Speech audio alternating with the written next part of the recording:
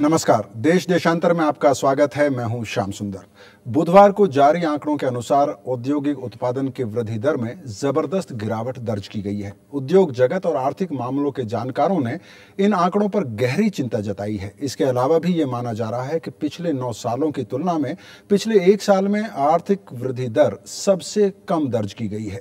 इस वजह से निवेश का माहौल बिगड़ा है और अंतर्राष्ट्रीय स्तर पर भारत की इमेज को भी धक्का लगा है। देश में आर्थिक दर में गिरावट का मुख्य कारण नीतिगत फैसले ना होना या फिर फैसलों में देरी होना माना जाता है। इसे आमतौर पर पॉलिसी पैरालिसिस भी कहा जाता है। सरकार पर आर्थिक सुधारों की दिशा में तेजी से काम करने का दबाव लगातार बढ़ रहा है। जानकारों के अनुसार अगर अब सरकार ने नीतिगत फैसले लेने में और देरी की तो इसके परिणाम बेहद घातक हो सकते हैं। सरकार की तरफ से भी अब इस तरह के संकेत हैं कि वो अब कुछ अहम फैसले लेने में हिचक नहीं दिखाएगी। लेकिन सवाल ये है कि राजनीतिक हालात क्या सरकार को ये फैसले लेने देंगे।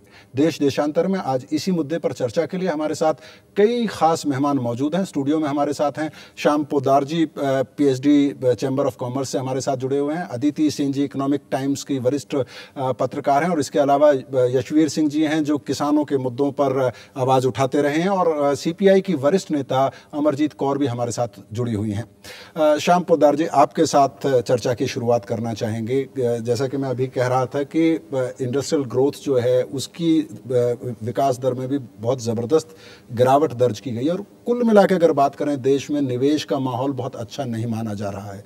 सरकार के ऊपर लगातार दबाव बढ़ रहा है कि वो आर्थिक सुधार से जुड़े हुए जो फैसले हैं वो तेजी से ले। क्या आप ये मानते हैं कि इस वक्त सरकार के लिए आर पार की स्थिति है, अब सरकार और इंतजार नहीं कर सकती है? इस विषय में मैं भी अपने कुछ पीछे चलते हैं जी। ये गंभीर स्थिति क्यों उत्पन्न हुई, पहले तो उसका कारण जानना चाहिए। सबसे बड़ा मुख्य कारण हुआ वोडाफोन, दूसरा कारण था गार। जब सरकार ने गार और वोडाफोन के बारे में कहा और उसके बाद में बैक ट्रैक करके उन्होंने उसको डिसबैन नहीं किया बल्कि डेफर किया, तो डेफर करने से 1 साल के लिए डेफर किया। जब स्थिति और ज़्यादा बिगड़ गई तब अब ये संकेत आया कि 3 साल के लिए वो डेफर करेंगे। जो एक लेवल ऑफ कंफर्ट और कॉन्फिडेंस जो विश्व समुदाय में था भारत के प्रति, उसमें सबसे ज़्यादा क्षति आई। उस क्षति की वजह से रुपये में अप्रत्याशित गिरावट आई। ये एक दूसरे से सारे संबंध जुड़े हुए हैं, जिसकी वजह से आपके इंडस्ट्रियल प्रोडक्शन, अस्थिरता की स्थिति, जैसे FDI रिटेल जी या FDI सिंगल प्रोडक्ट रिटेल जी। सो ये सब जो मुद्दे उठे, जब तक एक स्थिति ऐसी है, अब आपने बहुत सही कहा कि पॉलिटिकल पैरालाइसिस, जी, हर आदमी एक डिसीजन लेने में डरता है जी, कि आज वो डिसीजन ले, उसके 10 साल के बाद में उसका क्या रिपरकेशन हो, और 10 साल के बाद में उसकी खिंचावट हो, तो बजाय उसके वो डिसीजन ना ले, वो सबसे ज़्यादा सेफ है जी। अब जैसे अभी हम देख रहे हैं कोलगेट जी, उसके पहले एक एक मुद्दे इस तरह से उठते जा रहे हैं। जो वोडाफोन का था, बाद में अभी ये कोलगेट आ गया, और ये सब, तो इससे जो विश्व बाजार में भारत की स्थिति बहुत ज़्यादा खराब हुई। अभी कुछ दिन पहले जी अमेरिका में वाशिंगटन पोस्ट ने बहुत कड़ी आलोचना की थी हमारे प्रधानमंत्री के बारे में जी, कि इस अनिश्चितता की स्थिति में जब तक सरकार ये फैसले न ले जी, उनकी भी अपनी मजबूरी है फैसला लेने में, क्योंकि उनके जो सहयोगी दल है जी, वो एक मत नहीं जी। अब अमित सिंह जी आपके पास आना चाहेंगे। जो श्याम पोद्दार जी कह रहे हैं कि क्योंकि जो राजनीतिक हालात थे देश के वो इस तरह के हैं कि सरकार उसमें फैसला नहीं ले पा रही है, और जिस तरह से करप्शन के इश्यूज, चाहे वो 2G स्कैम की बात करें, चाहे अभी कोलगेट की बात करें, उनका ये इशारा था कि ना सिर्फ पॉलिटिकल क्लास बल्कि जो ब्यूरोक्रेट्स हैं, जो और दूसरे लोग हैं जिनको नीतिगत फैसले लेने हैं, वो भी फैसला लेने में डर रहे हैं और इससे भी एक तरह से निवेश का जो माहौल, जो इकोनॉमिक माहौल जो जिसके लिए ज़रूरत थी वो भी बिगड़ा है उसकी वजह से। जी देखिए, जो हमारे पॉलिटिकल हालात है उसकी वजह से तो आप सही बता रहे हैं कि मतलब गवर्नमेंट जो है काफ़ी सारे जो डिसीजन है उनको पेंडिंग छोड़ा हुआ है, लेकिन उन्होंने जो डिसीजंस लिए भी हैं उनमें भी अगर हम देखें तो काफ़ी इनकंसिस्टेंसी है। कुछ डिसीजन उन्होंने लेके they have gone back on those decisions, और लैक ऑफ ट्रांसपेरेंसी है। एक मैं आपको एक SEZ एक्ट के बारे में बताना चाहती हूँ। जब हमारे यहाँ पे SEZ एक्ट 2006 में रूल्स बने तो उस पर बहुत ही ज़्यादा एक्साइटमेंट था, हाँ कि बहुत इन्वेस्टमेंट आएगा, तो रूल सब बन गए, नोटिफाई हो गए, इन्वेस्टमेंट्स आने भी लगे, वहाँ से एक्सपोर्ट्स भी शुरू हो गए, एक्सपोर्ट्स बढ़ने लगे। अचानक से फाइनेंस मिनिस्ट्री को लगा कि इनको जो हम लोग एक्सपोर्ट सॉब्स दे रहे हैं वो हम लोग बहुत ज़्यादा दे रहे हैं, इनको इतना देना नहीं चाहिए, इनको टैक्स सॉब्स नहीं देना चाहिए। तो पॉलिसी के बीच में ही उन्होंने रोक लगा दी और उन्होंने जो MAT है, जो मिनिमम अल्टरनेटिव टैक्स है, और जो डिविडेंड डिस्ट्रीब्यूशन टैक्स है, वो उसको लागू कर दिया पिछले फिस्कल से। तो इसमें क्या है, जो फॉरेन इन्वेस्टर्स हैं, इंडियन इन्वेस्टर तो है ही, जो फॉरेन इन्वेस्टर्स हैं उनको भी लगता है कि शायद आज जो गवर्नमेंट फैसला ले रहा है क्या पता वो कल उसको बदल ले, और ये सब लॉन्ग टर्म डिसीजंस होते हैं। अगर आप किसी चीज में आप निवेश कर रहे हैं तो उसका फायदा आपको 5 साल 10 साल 15 साल बाद आता है, तो आपका कैलकुलेशंस भी 5 10 15 साल के मुताबिक ही होते हैं। लेकिन बीच में अगर सरकार पीछे हट जाए तो आपके जो सारे कैलकुलेशंस है वो क्रैश हो जाते हैं, तो इस वजह से भी बहुत ही नेगेटिव सिग्नल जाता है इंटरनेशनल मार्केट के लिए, ये भारत की छवि के लिए बिल्कुल अच्छा नहीं। और जो मैं ट्रांसपेरेंसी की बात कर रही थी, देखिए आपने सिंगल ब्रांड रिटेल में आपने इम्प्लीमेंट कर दिया, आपके कैबिनेट ने फैसला लिया, आपने इम्प्लीमेंट कर दिया, लेकिन उसमें भी आपने इतनी ज्यादा आपने एम्बिग्युइटी रख दी। जो 30% डोमेस्टिक सोर्सिंग का मुद्दा है उसको लेके अब खींचातानी चल रही है। हाँ, आपने आइकिया जैसे एक बड़े कंपनी को आपने अट्रैक्ट कर लिया, लेकिन अब जब वो इन्वेस्ट करने आए हैं उनको पता नहीं कि 30% डोमेस्टिक सोर्सिंग चीज क्या है। हमको मतलब ये जो स्मॉल सेक्टर है वो कितना स्मॉल है जी, हाँ, और जो इनसे हम लोग सोर्स करेंगे कितने सालों में हमको सोर्स करना है, ये सब चीजें आपने एम्बिगुअस आपने छोड़ दिया। आपने उनको बोलते दिया आ जाइए हम सब कुछ देख लेंगे, लेकिन अब उनको बुला के आपके खुद के पॉलिटिकल जो आपके जो एलायंस हैं, हाँ एलायंस है, वो आपसे मतलब आपसे एग्री नहीं करते। कुल मिला के ये कह रही हैं कि बिल्कुल हिचक नहीं दिखानी चाहिए सरकार को, और जो भी फैसले हों वो उन फैसलों पर टिकना चाहिए। जी हाँ, मतलब और वो थोड़ा ट्रांसपेरेंसी दिखाए। जी जी जी। यशवीर सिंह जी, एक जो आपने हमारे दोनों मेहमानों को सुना है कि दोनों का ये मानना है कि न सिर्फ देश में जो आर्थिक वृद्धि दर है वो स्लो डाउन हुई है, रुपए की कीमत में ज़बरदस्त गिरावट आई है, इन्फ्लेशन बढ़ा है, बल्कि इंटरनेशनल स्तर पर जो एक भारत की अच्छी छवि बनी थी, निवेशक यहाँ आना चाह रहे थे, वो उनका विश्वास कहीं ना कहीं टूटा है। आप कार्यकर्ता रहे, लैंड एक्विजिशन के मुद्दे पर आप बोलते रहे, कहीं ना कहीं देश के हित को पीछे रखे अपने राजनीतिक हितों को साधने के लिए भी लैंड एक्विजिशन जैसे मुद्दों को बड़ा मुद्दा बनाया गया है, सेंटर स्टेज पर लाया गया है। देखिए, लैंड एक्विजिशन तो बहुत छोटा मुद्दा है।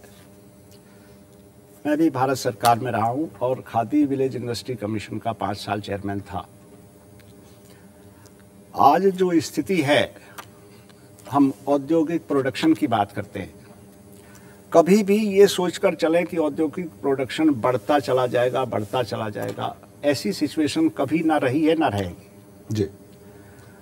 विदेशों की भी यही हालत है, अमेरिका की है, चाइना की है, जितनी बड़ी इकोनॉमी है सबकी यही हालत है। आज सब में स्लो डाउन क्यों आया? अकेले भारत में नहीं जी, वहां भी है जी। FDI आने से इस देश में कोई बहुत बड़ा भला मैं नहीं सोचता होगा जी। कुछ फर्क पड़ेगा, कुछ पैसा आ जाएगा। हमने वर्ल्ड बैंक से, एशियन बैंक से कितना पैसा उठाया हुआ है, उससे क्या हमारी बहुत बड़ी बड़ी स्कीम पूरी नहीं हुई? केवल FDI आने से कोई बहुत बड़ी क्रांति हो जाएगी, मैं ऐसा नहीं मानता। ना सिंगल रिटेल आने में होगा, ना मल्टी रिटेल आने में होगा। लेकिन आप ये नहीं मानते कि पिछले वर्षों में 10 वर्षों में ये ठीक है, ग्रामीण स्तर पर कंजम्पशन बढ़ा जी, बहुत अच्छा बढ़ा। उसके 2 कारण थे। एक तो बैंकों ने बहुत पैसा दिया गांव में, एग्रीकल्चर सेक्टर में दिया, प्रायोरिटी सेक्टर में दिया, लाखों करोड़ दिया जी। भाव भी कुछ थोड़े बहुत किसानों को अच्छे मिले।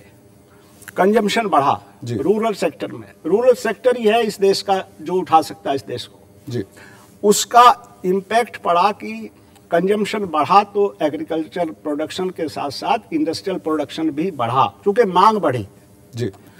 पिछले 2-3 वर्षों में रूरल सेक्टर में भी स्टैग्नेशन आया जी। एग्रीकल्चर प्रोडक्शन भी नहीं बढ़ा, किसान को अच्छे फसल के दाम भी नहीं जी। मिले। यशवीर जी, मैं आऊंगा इस मुद्दे पर के क्या तो कृषि पर कितने दिन ये देश निर्भर रह सकता है। अमरजीत कौर जी के पास चलते हैं। अमरजीत जी, आपने बड़े धैर्य के साथ हमारे तीनों मेहमानों को सुना। श्याम पोद्दार जी का ये कहना है कि देश में जिस तरह का माहौल बना है उससे न सिर्फ देश में निवेश का माहौल खराब हुआ बल्कि अंतर्राष्ट्रीय स्तर पर भी देश की इमेज को धक्का पहुंचा है। चाहे वो जो एजेंसीज हैं जो रेटिंग करती हैं उन्होंने कहा नेगेटिव रेटिंग्स दिए हैं भारत को, नीतिगत फैसले नहीं हो पाते, इसकी आलोचना हो रही है। और अभी वाशिंगटन पोस्ट का जिक्र किया श्याम पोद्दार जी ने कि प्रधानमंत्री को एक कमजोर प्रधानमंत्री के तौर पर पेश किया गया। और इस सब के पीछे कहीं ना कहीं जो एक तरह से राजनीतिक संघर्ष है वो इसके पीछे नजर आता है। नहीं, मैं नहीं कहूँगी कि राजनीतिक संघर्ष इसके पीछे नजर आता है। मैं ये कहूँगी कि जहाँ से प्रेशर आ रहा है, जहाँ से प्रधानमंत्री के बारे में या सरकार के बारे में कहा जा रहा है, वो इसलिए कहा जा रहा है क्योंकि वो प्रेशर डालना चाहते हैं कि इकोनॉमिक रिफॉर्म्स की policies in favour of FDI, in favour of FII, in favour of multinational corporations की जाएं, और ये जल्दी क्यों नहीं की जा रही। पर मैं ये कहना चाहती हूँ, जिस प्रोटेक्शन की वजह से हम रिसेशन जो 2008 में आया उसकी बचे, हम जिस प्रोटेक्शन की वजह से हम बचे वही प्रोटेक्शन ख़त्म कर देना और सेलेक्टिव होना कि किन सेक्टर्स में FDI आए, किस सेक्टर में FII आए, वो सेलेक्टिव ना होना और जो वोट डिमांड कर रहे हैं उसी को आगे बढ़ा देना, मैं नहीं समझती कि ये कोई समझदारी की बात होगी। इसलिए जो उधर से क्रिटिसिज्म आ रहे हैं या बातें कही जा रही हैं या मैगजीन्स में न्यूज़ आ रही हैं, वो सीधे सीधे वो मांग कर रहे हैं कि जो यूरोप में या अमेरिका में वहाँ की सरकारों ने नव उदारवाद आगे बढ़ाया है उसको तेज़ी से, या जो उनकी डिमांड है उसको तेज़ी से आगे बढ़ाओ। पर मैं कहना ये चाहती हूँ कि जहाँ तक हमारे देश का सवाल है, हमारी सरकार इन्वेस्टमेंट क्यों नहीं करती। सही बात तो ये है, अगर हमें मंदी से बाहर आना है तो लोगों की जेब में पैसा देना होगा, जो खरीदार है जो बाजार में जाता है उसकी जेब में पैसा देना होगा, रोजगार के साधन बढ़ाने होंगे, सोशल इंफ्रास्ट्रक्चर की ग्रोथ करनी होगी, डोमेस्टिक इन्वेस्टमेंट की और डोमेस्टिक रिसोर्सेज को जनरेट करने की तरफ हम बढ़ेंगे तो इस वक्त जो हमारे देश के सामने संकट है हम उससे बाहर आएंगे। हम FDI और FII पे निर्भर रहेंगे तो इंडोनेशिया में, मलेशिया में, थाईलैंड में जब ये बाहर की आई पूंजी सडनली फैसला कर लेती है कि हम पलायन कर लेंगे तो क्या बंटा ढार होता है, इसको भी हमने देखा है। इसलिए हम FDI के विरोध में नहीं है, FII के विरोध में नहीं है, लेकिन सेलेक्टिव होना चाहिए कि कहाँ आए। जैसे अभी मल्टी लेटरल ट्रेड के अंदर बात कह रहे हैं, मल्टी ब्रांड ट्रेड के अंदर जो रिटेल ट्रेड है वो देश के लिए घातक होगा, फायदा नहीं पहुंचाएगा। जी अमरजीत कौर जी, मैं लौटूंगा आपके पास। आपने जो सवाल उठाए श्याम पोद्दार जी, आपसे मैं रिएक्शन चाहूंगा। उनका कहना है कि सिलेक्टिव होना पड़ेगा और भारत पिछली बार जब आर्थिक संकट आया था दुनिया भर में तो भारत जिन वजहों से बचा था, जो सुरक्षा कवच था उसी को आप की अगर बात मानी जाए तो वो कवच ही दूर हो जाएगा और भारत और संकट में डूब सकता है। देखिए, इस मुद्दे पे मैं सहमत नहीं हूँ। उसकी दो मुख्य वजह। एक तो मुख्य वजह यह है कि जब अमेरिका और यूरोप में इतने संकट के बादल छाए हुए हैं, कोई संदेह नहीं कि उसकी हीट हमारे को सहनी पड़ रही है, लेकिन उस हीट के संग में एक बहुत बड़ी अपॉर्चुनिटी भी जो है, हमारा जो सिस्टम इस तरह का है जो कि हमारे को अभी आपने कहा रक्षा कवच पूरा है और हम उसका फ़ायदा नहीं उठा पा रहे। जो अमेरिका से या यूरोप से जो पैसे निवेश होके भारत में आ सकते हैं वो आज के दिन चाइना, मलेशिया, इंडोनेशिया वगैरह में जा रहे हैं। जहाँ तक मलेशिया, इंडोनेशिया, चाइना इनकी बात कही मैडम कौर ने, अगर हम उसको देखें, उनका इंफ्रास्ट्रक्चर इतना सशक्त था कि उनको रिवाइवल में ज़्यादा से ज़्यादा 2 या 3 साल लगे। जी 1997 की एशियन क्राइसिस के बाद में सन 2000 से उनका जो रिवाइवल इतना फास्ट हुआ, जबकि हमारे यहाँ सब कुछ होते हुए भी, सिस्टम पूरा फुल प्रूफ होते हुए भी हम पिछड़ रहे हैं। क्यों? सिर्फ नीतिगत फैसलों की वजह से, कि जो नीतिगत फैसले हैं वो उसमें काफ़ी खामियां हैं। जब तक उनको हम नहीं सुधारेंगे, चाहे एफडीआई हो, चाहे रिटेल सेल में आए या सिंगल प्रोडक्ट में आए या मल्टी प्रोडक्ट में आए, वो एक प्रश्न नहीं है। प्रश्न ये है कि कोई भी आप नीति लें कि क्लैरिटी हो उसमें। श्याम पोद्दार जी, इस बहस के दूसरे पहलुओं पर आगे बात करेंगे, लेकिन फिलहाल अब एक मैं आऊंगा आपके पास। एक छोटा सा ब्रेक ले लेते हैं, उसके बाद फिर लौटते हैं।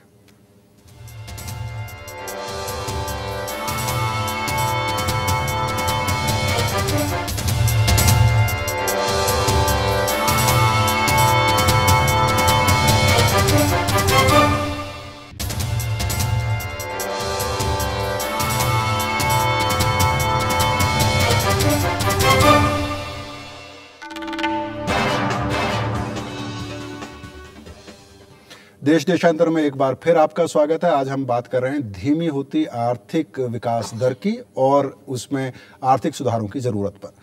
अमित सेन, आपके पास आना चाहूँगा। अभी अमरजीत कौर को आपने सुना। जो सुधारों की जो बात हो रही है, चाहे वो बैंकिंग सेक्टर सुधारों की बात हो, चाहे वो इंश्योरेंस सेक्टर सुधारों की बात हो, पेंशन फंड की बात हो, उस पर एक राजनीतिक सहमति बनती हुई नजर नहीं आ रही है। और ऐसा लग रहा है कि वामपंथी पार्टियां तो इन मुद्दों पर उनकी राय पहले से जानी पहचानी है, वो इनका विरोध करते रहे हैं। लेकिन भारतीय जनता पार्टी भी फिलहाल सरकार का साथ इन मुद्दों पर देने के लिए तैयार नहीं है। कभी लगता है कि वो साथ आएंगे, फिर पीछे हट जाते हैं। कितना महत्वपूर्ण है अगर विकास दर को तेज करना है, आर्थिक विकास दर को इन सेक्टर्स में सुधार करना सरकार के लिए? देखिए, एक बार जब हम कोई डिसीजन ले लेते हैं, उस पर वापस जाना ठीक नहीं जी। और ये सब बहुत ही इम्पोर्टेंट एरियाज हैं। जो आप इंश्योरेंस की बात कर रहे हैं, जो आप बैंकिंग की बात कर रहे हैं, तो उसमें मुझे नहीं लगता कि जल्दीबाजी में, हड़बड़ाहट में, या कि हमारा जो जीडीपी है वो गिरे जा रहा है, हमारे इन्वेस्टमेंट्स कम होते जा रहे हैं, तो आज ही हमको कुछ डिसाइड करना चाहिए, ये बात ठीक नहीं है। अगर आज हम एक डिसीजन ले नहीं पा रहे, तो हमको ये मानना चाहिए कि जरूर इसमें कुछ ऐसी बातें हैं जो अभी भी डिबेटेबल हैं। जी जी। कुछ ऐसे लोगों के एप्रीहेंशन हो सकते हैं जिनको एड्रेस करना जरूरी है।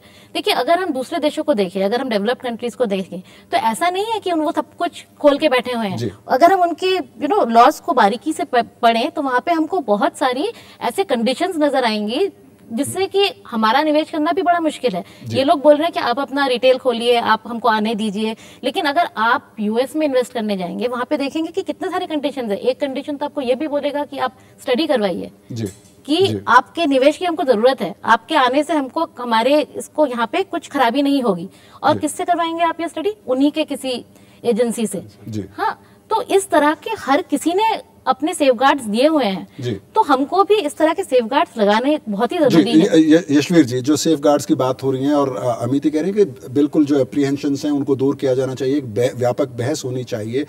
एफडीआई इन रिटेल सेक्टर की अगर बात करें, बड़ा विवाद रहा है इस पर।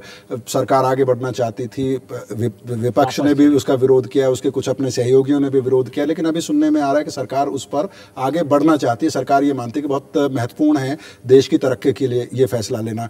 सरकार की तरफ से ये कहा जा रहा है कि जो किसान संगठन या वामपंथी पार्टियां जो विरोध कर रहे हैं, उनके विरोध का कोई बहुत बड़ा आधार नहीं है, क्योंकि जो मल्टी ब्रांड में रिटेल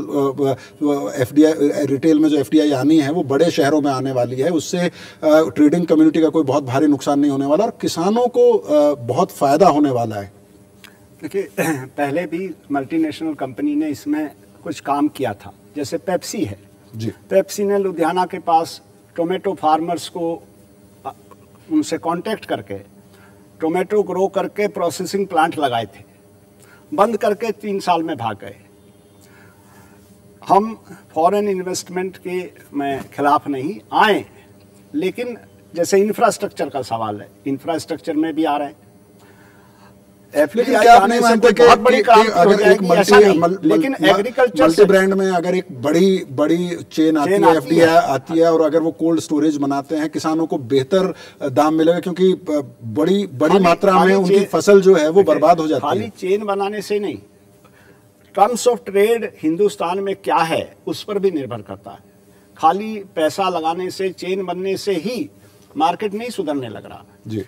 हमको एग्रीकल्चर प्रोडक्शन की टेक्नोलॉजी भी लानी होगी, और दूसरे जो आवश्यकता है प्रोडक्शन बढ़ाने की, मार्केटेड लिंकेज की है, उस पर भी ध्यान देना होगा। खाली बड़े शहरों में बड़े स्टोर खोलने से कोई बहुत बड़ा काम नहीं होगा, नीचे तक उसके लिंकेजेस पहुंचाने होंगे जी, तभी आम आदमी का, किसान का, गांव का उसमें भला हो सकता है। जी अमरजीत कौर जी, आपके पास आना चाहेंगे। अगर रिटेल सेक्टर में एफडीआई की बात करें, आपकी पार्टी और दूसरी वामपंथी पार्टियां इस फैसले के विरोध में हैं, लेकिन सरकार का ये कहना है कि आप लोगों का जो विरोध है, आप लोगों का जो एप्रीहेंशन है, उसका कोई बहुत मजबूत आधार नहीं है, बल्कि किसानों को सीधा फायदा पहुंचेगा और ये देश के हित में है।